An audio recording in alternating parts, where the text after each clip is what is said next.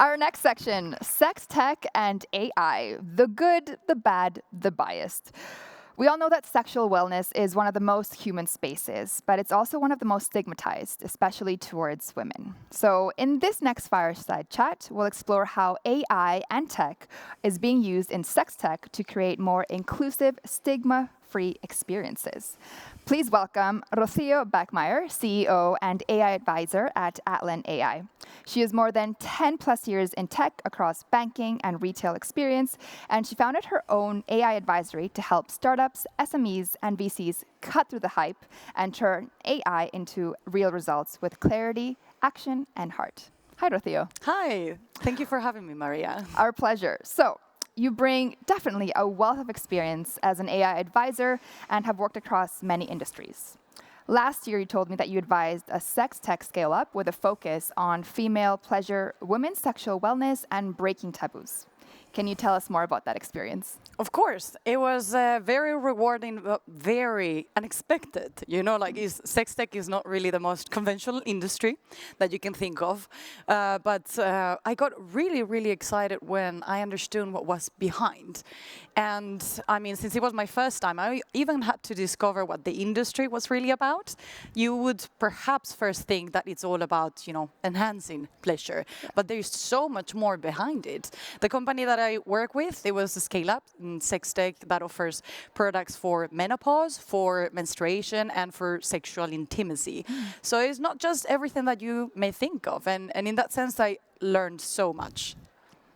Very cool. So what are some of the main challenges when designing AIs for spaces where trust, inclusion, and emotional nuance are critical, like in sex tech or health? Yeah, no, that's a super relevant question because in any of these areas where connection and relationships are very, very heavily connected to our human identity, you definitely need to take a different approach when it comes to building trust and the data that you're going to be using. So I would say those are the two main challenges and struggles that you can come across. When it comes to the data, is not only about privacy, because many of the AI-powered tools use, of course, personal and sensitive information, but there is a lot of a struggle when it comes to representation within the data. I mean, as most of the people probably know, data is very foundational for any AI solution. So even though the technology is very modern, the data can carry so many mistakes from the past, right? A lot of like biases and gaps. And in these very human spaces, there is a lot of misrepresentation, underrepresentation, and gaps that we need to be very intentional about when working with AI in order to tackle those.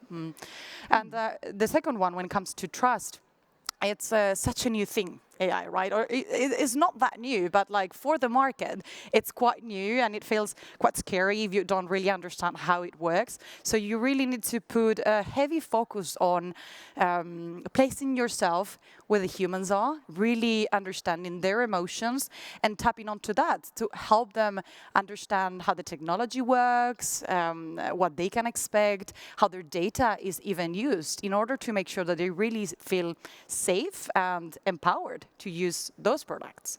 100%. I think trust and safety are very important in that space.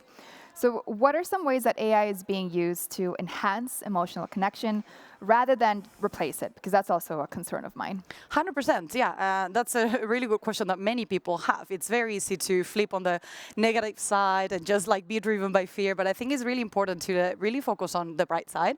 And I think AI can really help us, you know, boost that like humanity that we have inside us. You can really take a human standpoint that can boost the connection with AI. I mean, thinking again within the sexual wellness space, there's so much stigma around it, right? It's something that we haven't yet figured out, and many people could really benefit from having access to reliable information, expert knowledge that can help them not only feel physically healthy, but also from the emotional well-being standpoint, right? It's like it's touching across so many areas within our lives, and you really want to make sure that everyone has access to a rich, intimate experience. Right? I think about teens. That's the first example that comes up in my head.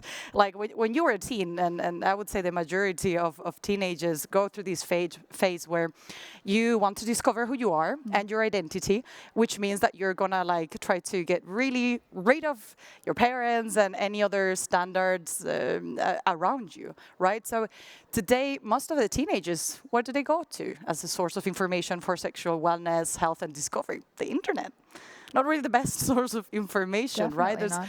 a lot of shame, a lot of misinformation, and AI could really help with that, to make sure that they do have a safe space and reliable information to discover and understand how things work in the very diverse and stigma-free way. I think it's definitely very important to use AI for the good in this kind of space. For anyone working with AI, whether it's in design, development, or strategy, what is one mindset shift that they can make to better support authentic human connection through technology? I love this question. I would say that AI is not just about the technology, right? It's very easy to focus on the technical aspects, but there's a huge human component with it. And I think placing yourself within those shoes, understanding that they're like humans behind the product or the service that you're going to be offered that uses AI is extremely relevant. You need to focus on that emotional intelligence. Ask yourself, what is the person thinking? What are they feeling? What are their fears, their hopes, and their concerns? To be able to really build solutions that like boost that human connection instead of mimic it or replace it. Thank you. And what's one takeaway for our audience that you have today, especially after participating here in Women in Tech? Well, definitely like keep the humanity and focus on that whenever you're working with any kind of technology, not just AI. Yeah. Thank you. Thank you, Rocío. No, thank you so much, Maria.